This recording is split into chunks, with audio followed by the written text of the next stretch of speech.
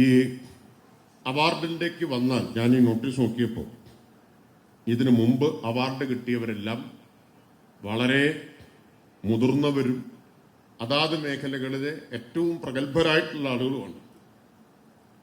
P Govindapillai, KPSC Sulochana, Sarah Joseph, ONV, PK Medini, ഇങ്ങനെ പാലോളി, എഴാച്ചേരി, സാനുമാഷ്, ഇങ്ങനെയുള്ള ആളുകളാണ്.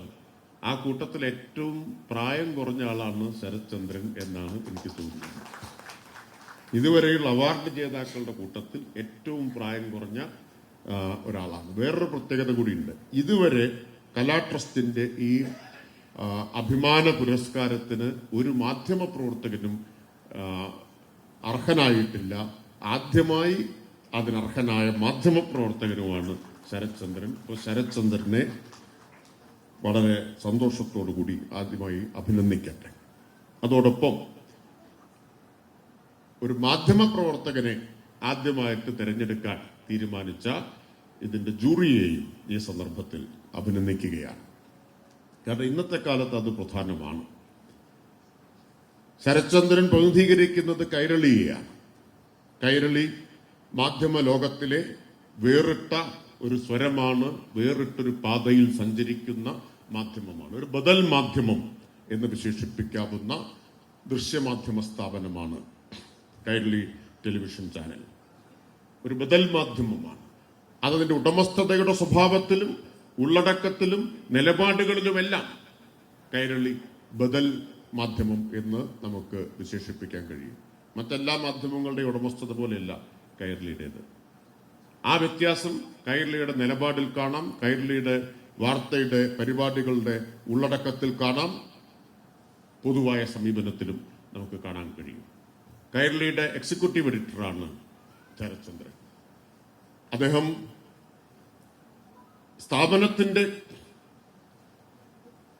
ഒരു ബദൽ സമീപനം ഉയർത്തിപ്പിടിക്കുന്ന സ്ഥാപനത്തിന്റെ എക്സിക്യൂട്ടീവ് എഡിറ്റർ എന്ന നിലയിലും സ്വന്തം നിലയിലും മാധ്യമരംഗത്ത് ഒരു വേറിട്ട സമീപനം ഉയർത്തിപ്പിടിക്കുന്ന, ഒഴുക്കിനെതിരെ നീന്തുന്ന ഒരു മാധ്യമ പ്രവർത്തകനാണ്.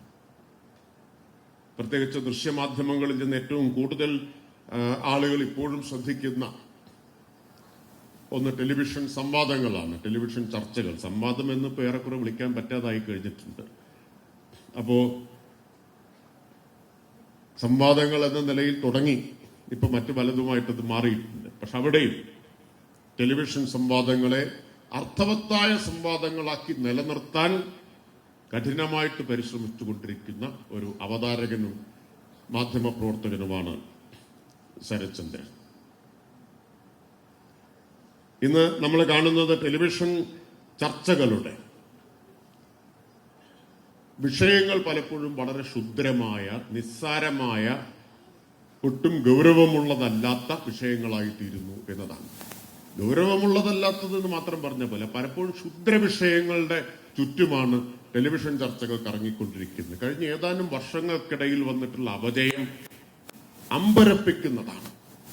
ജനങ്ങളെ ബാധിക്കുന്ന യഥാർത്ഥ പ്രശ്നങ്ങൾ വാർത്തയിൽ, വാർത്താധിഷ്ഠിത പരിപാടികളിൽ, സംവാദങ്ങളിൽ ഒന്നും വിഷയമായി വരുന്നില്ല. ഞാൻ അത്ഭുതപ്പെട്ട കാര്യം, ഇത്തവണത്തെ കേന്ദ്ര ബജറ്റ് 23-ാം തീയതി വന്നു. കേരളത്തിലെ, മലയാളത്തിലെ കൈരളി ഒഴികെയുള്ള ഒരു ടെലിവിഷൻ ചാനലിനും കേന്ദ്ര ബജറ്റ് ഒരു പ്രധാന വാർത്തയായിരുന്നില്ല.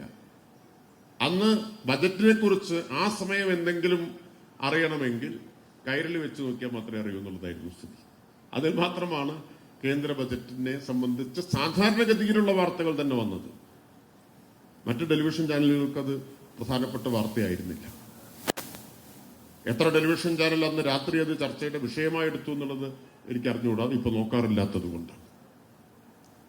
അപ്പോ ഇതാണ് പൊതുവിൽ ദൃശ്യമാധ്യമ രംഗത്ത് വന്നിട്ടുള്ള ഒരു മാറ്റം, പ്രത്യേകിച്ച് ദൃശ്യമാധ്യമ സംവാദങ്ങളുടെ കാര്യത്തിലുണ്ടായിട്ടുള്ള മാറ്റം.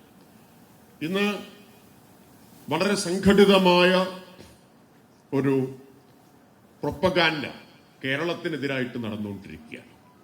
ആ പ്രൊപ്പഗാൻഡയിൽ പ്രധാനപ്പെട്ട പങ്കുവഹിക്കുന്നത് മാധ്യമങ്ങളാണ്, അതിൽ തന്നെ ദൃശ്യമാധ്യമങ്ങളാണ്. അതിന്റെ അതിനെ സ്പിയർ ഹെഡ് ചെയ്യുന്ന ഒരു വിഭാഗം എന്ന് പറയുന്നത്. പ്രൊപ്പഗാൻഡ എന്നേ അതിനെ വിശേഷിപ്പിക്കാൻ പറ്റൂ. ആസൂത്രിതമായ ഒരു അജണ്ട നിശ്ചയിച്ചുകൊണ്ടുള്ള, മുൻകൂട്ടി തയ്യാറാക്കിയ തിരക്കഥയനുസരിച്ചുള്ള ഒരു പ്രൊപ്പഗാൻഡ യുദ്ധം തന്നെ കേരളത്തിനെതിരായിട്ട് അഴിച്ചുവിട്ടുകൊണ്ടിരിക്കുക.